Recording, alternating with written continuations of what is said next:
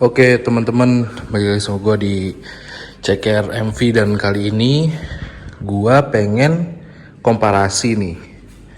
Jadi kan di depan gue ada dua sepeda yang dari merek yang sama gitu, dari merek yang sama, sama-sama Merida gitu.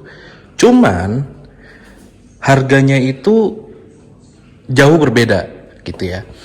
Jadi ini nih video moga-moga berguna buat kalian yang baru mau memulai main RB atau road bike ya. Oke, jadi kita langsung aja komparasi antara Merida Ride 88 sama Merida Reacto 500. Oke. Nah, pertama-tama kalian harus tahu kalau misalnya kategori dari kedua RB ini itu berbeda. Yang satu itu lebih untuk nanjak, untuk jalan jauh juga, dan yang satu lagi untuk yang bener-bener sprint atau biasa kita sebut aero gitu ya. Nah, sepeda aero ini bedanya itu yang paling menonjol di frame-nya.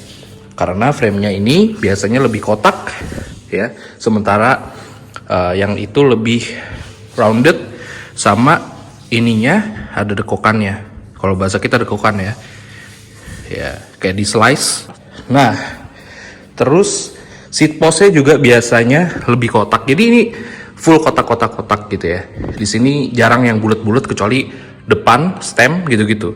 Ininya pun kotak, ininya kotak. Ya. Nah, lalu kalau di sini itu kita nggak dapat yang kayak gitu. Ini bulat ya. Ini juga agak bulat walaupun agak kotak juga. Dia kayak oval lebih tepatnya. Bulat, udah pasti lebih kecil juga. Nah, terus ininya nggak ada dekokannya, ya kan? Nah ini karena ini adalah road bike gua. Ini road bike pertama gua. Ya, jadi ini ukurannya S karena gua dulu masih pakai ukuran S50 ya, di 50S nya. Nah terus yang kedua bedanya sepeda aero sama sepeda biasa itu adalah handlebar. Ini handlebarnya masih oke. Kenapa? Karena dia nggak terlalu tajam, nggak kayak S-Works, nggak kayak road bike ya, aero bike Giant. Ini perfect sih menurut gue, karena pas lu genggam gini nyaman banget. Nah ini dia ya bulet banget gitu, dia oval banget, tabung banget, cube banget gitu. Jadi pastinya enak ini buat jarak jauh maupun jarak dekat. Nah lalu kita beralih ke apa aja yang membuat sepeda itu lebih mahal ketimbang sepeda ini. Pertama, seat post lagi nih. Seat postnya ini belum karbon, ya, masih besi nih kayaknya ya. Ini alloy. Nah, ini alloy, tapi alloynya pun sebenarnya udah bagus, udah termasuk bagus. Nah, lalu ini ngomong-ngomong stemnya udah ganti, jadi pakai punya Ricci karena untuk agak sedikit ngepasin badan gue sekarang. Karena sebelum beli itu gue pakainya ya ini, jadi gue sempat ganti dulu gitu. Nah lalu dia forknya juga belum karbon, ini masih alloy. Cuman sekali lagi alloynya bagus punya. Ini juga alloy, bukan alloy, ini kalau ini udah karbon tuh ya, beda suaranya.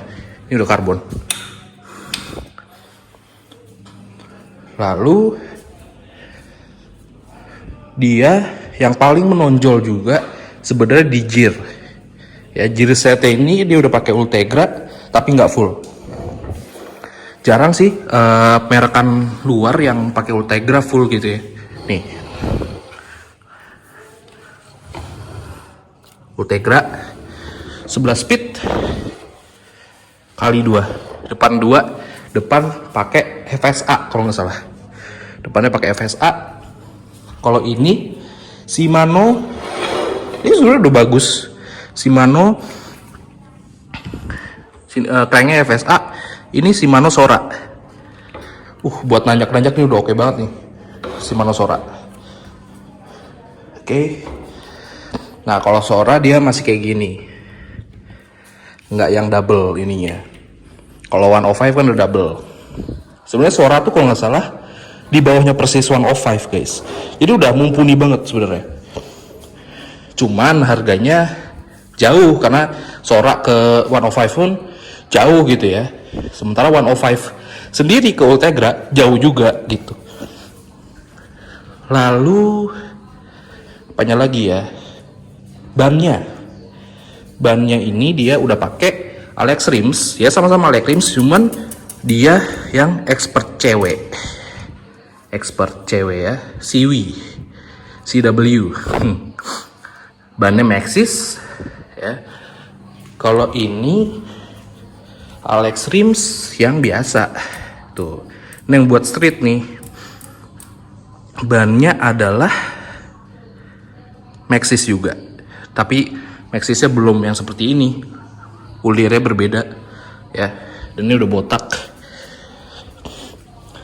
Ini remnya kayaknya no series ya, Shimano sih tapi no series. Ini udah 105 tuh, lebih berat ya, 1 kilo atau 2 kilo lah. Lumayan sih, sementara ini udah enteng. Nah enteng nih, 2 kilo kayaknya ada deh, karena berasa 2 kilo kayaknya ada gitu. Ini adalah Ride 88. Dulu gue beli itu di harga berapa ya, nggak nyampe 10 lah, di bawah 10. Jadi kayak 2 kali lipat lebih lah sama ini gitu. Jadi berasa nggak dari sini ke situ? Berasa banget. Cuman kalau lu nanya ke gua, berasa nggak dari sini ke road bike yang merek lain yang harganya masih belasan lah gitu ya? Gua berani bilang nggak terlalu berasa, karena gue yakin apalagi kalau udah merekan bergengsi seperti Specialized, seperti Giant, merekan Amerika, itu ya akan lebih jual mahal lah gitu kan. Jadi menurut gue ini udah mumpuni banget untuk kalian yang baru pengen main road bike. Lalu ini oke-nya kalau misalnya apa bang, gua udah di level mana gitu kan. Ini oke-nya kalau lu itu udah, ini kayak gini nih. Ini aja gue pakai ini dari tahun, gue masih SMA atau SMP kelas 3. Ini udah berarti berapa tahun ya? Pasti di atas 3 tahun lah ya guys ya. SMP kelas 3, bayangin aja. Gue pakai ini, sekarang gue baru kesini karena gue sempet main Sally juga sih ya. Dan ini lu lihat deh, ini tuh udah setengah ini ya, masuk ini, walaupun yang lain masih kelewer-kelewer, cuman nih udah setengah masuk lah nih satu. Dan ini rapi gitu loh. Kalau emang lebih rapi tuh ya kan, gak ada yang kelewer-kelewer lagi, udah masuk semua. Jadi ya menurut gue sih lu latihan dulu setahun 2 tahun. Kalau misalnya udah mantep, baru deh lu coba ke sepeda ini. Ya kalau dipikir-pikir sih ya mendingan ganti sepeda sekalian ya guys ya, ketimbang gear setnya doang. Apalagi velg karbon sendiri udah bisa 20 jutaan satunya. Terus gear setnya sendiri udah belasan juta. Jadi ya mending sepeda utuh, kalian tinggal make. Dan jangan lupa size itu penting. Size itu penting banget. Ntar gua kasih kalian tips deh gimana caranya milih size sepeda gitu. Kalau gue sekarang pakai S per M, yaitu di 52, karena ini adalah size terbesar yang Merida keluarkan untuk pasar Indonesia. Tapi beruntungnya Zeiss ini adalah Zeiss yang memang pas untuk gua gitu ya. Nah, gue sukanya sama road bike Merida itu entah ya ini apa namanya, ada semua road bike ada atau gimana, cuma kayaknya specialized dia nggak punya.